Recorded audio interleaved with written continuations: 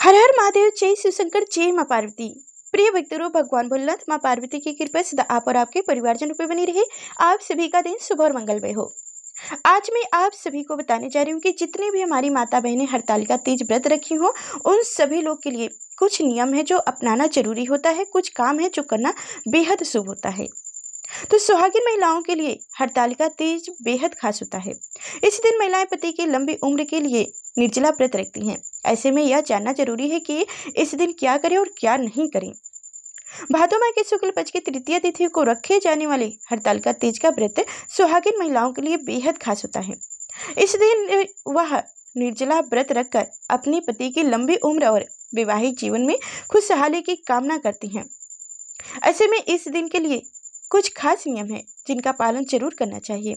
तो आइए जानते हैं कि वो कौन सा नियम है।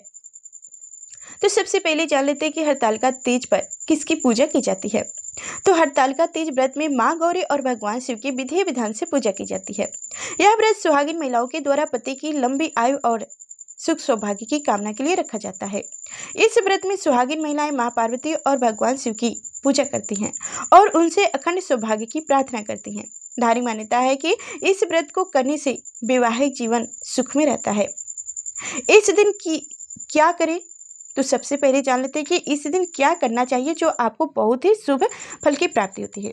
तो हरतालिका तीज के दिन सूर्योदय से पहले महिलाएं सरगी करें। सरगी में नारियल पानी, ड्राई फ्रूट और रसीले फल का सेवन करें। जैसे कि आप दही खा सकती हैं, केला खा सकती हैं, सेव खा सकती हैं, नींबू का रस ले सकती हैं, चाय ले सकती हैं। ऐसे फलों का आप सेवन करें।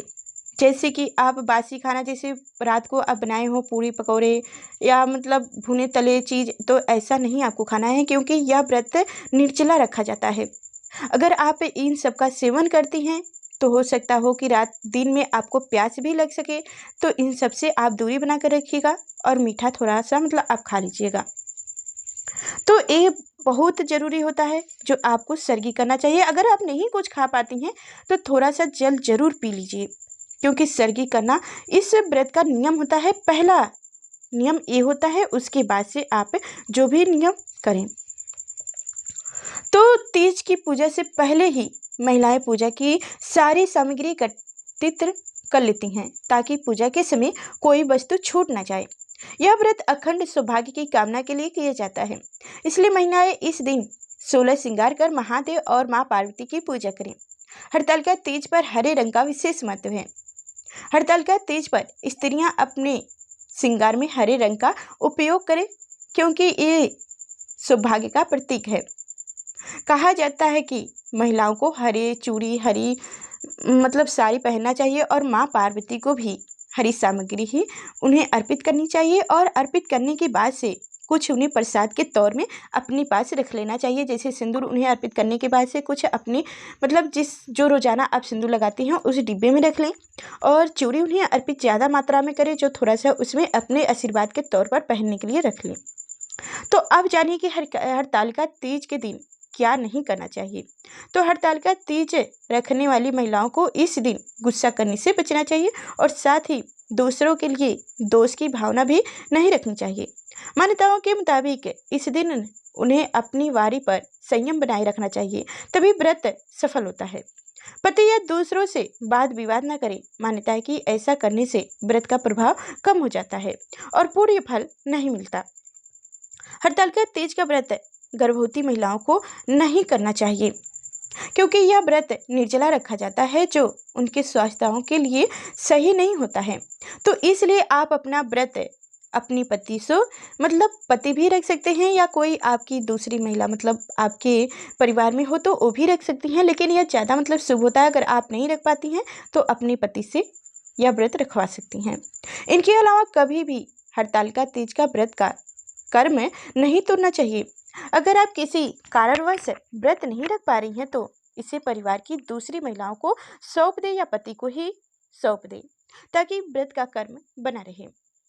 शास्त्रों के मुताबिक हरतालिका तीज व्रत में व्रतधारी महिलाओं का सोना वर्जित है। कहा जाता है कि इस दिन जो महिलाएं सो जाती हैं वो अगले जन्म में अजगर के रूप में पैदा होती हैं, इसलिए इस दिन रात में जगराता कर भजन कीर्तन करना चाहिए। लेकिन नहीं, ऐसा नहीं होता है, क्योंकि आप सभी को यही बताया जाता है, लेकिन ऐसा नहीं होता है। ऐसा इसलिए नहीं होता है क्योंकि आप 24 घंटा बिना जल ग्रहण किए ही आप व्रत रखेंगे, तो सोचिए कि उस समय शरीर का क्या हालत होती होगी। और हम भी तो रखते हैं, इसमें हम समझ सकते हैं हर महिलाओं को, क्योंकि इसमें ज़्यादा शरीर में एनर्जी नहीं रहती है, तो इसलिए नींद ज़्यादा लगती है। अगर आप सोए ना तो दिन ही नहीं आपका कटेगा, तो इसलिए आप सो भी सकती हैं। लेकिन समय के हिसाब से आप सुबह नहा धोकर पूजा कर लीजिए, संकल्प कर लीजिए, उसके बाद से आप सो जाइए, फिर अपनी सामग्री जो है एकत्रित कर लीजिए। जैसे शाम की पूजा में आप का सामान कोई छूट ना जाए, इसलिए आप पहले ही ये सब कर्म करने के बाद से थोड़ा बहुत सो लीजिए। फिर मतलब शाम के जब आप 5 बजे के बाद से पूजा करने जाए, तो उसके पहले आप नहा धोकर पूरा, जैसे कहा जाता है कि 16 श्रृंगार आपको करना है, तो मतलब पूरा श्रृंगार कर लीजिए, जितना हो सके उतना श्रृंगार कर लीजिए। और हाँ, एक गलती आप भूल कर भी ना कीजिएगा, वह गलती है कि आप काले रंग की साड़ी या सफ़ेद रंग की साड़ी या नीले रंग की साड़ी, भूरा इस कलर की आप साड़ी ना पहनें।